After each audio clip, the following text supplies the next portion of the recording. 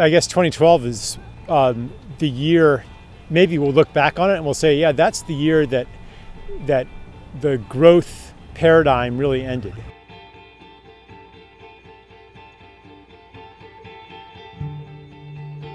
I mean, obviously there's still growth in, China, Turkey, India, the BRIC countries. There's still economic growth, but it slowed down this year. And in Europe, it stalled. And the United States, there was a little bit of growth, And I think that people in the system are starting to understand that the good old days are not coming back. And they haven't really processed this in any meaningful way because their economic models don't work. Their financial policies don't work. I mean, everything is predicated on growth. And we don't really have the tools to manage an economy that isn't growing.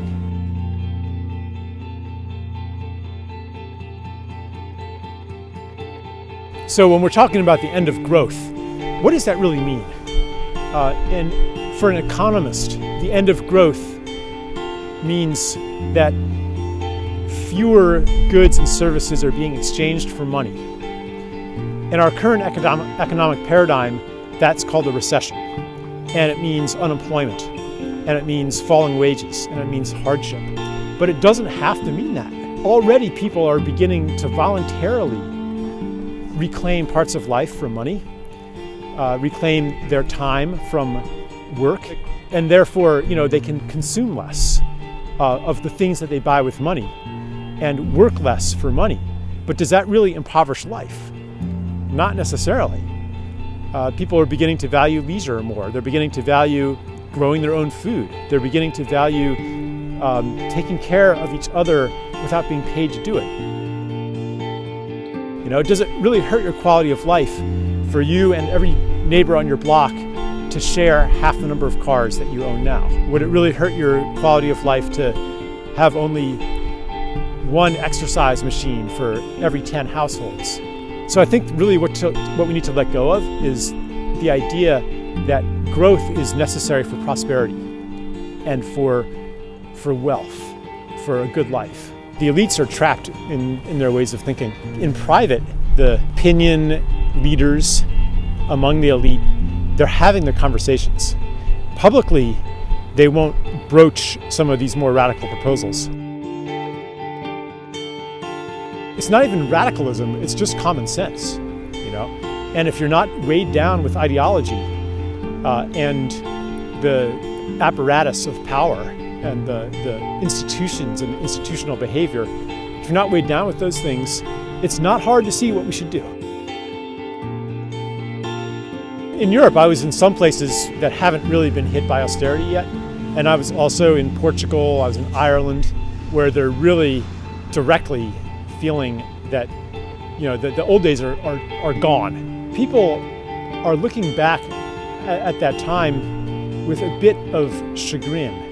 They're not really blaming the global system. They're saying, yeah, we were living to excess, and now we're coming back down to earth like it was in the 80s, and the party's over.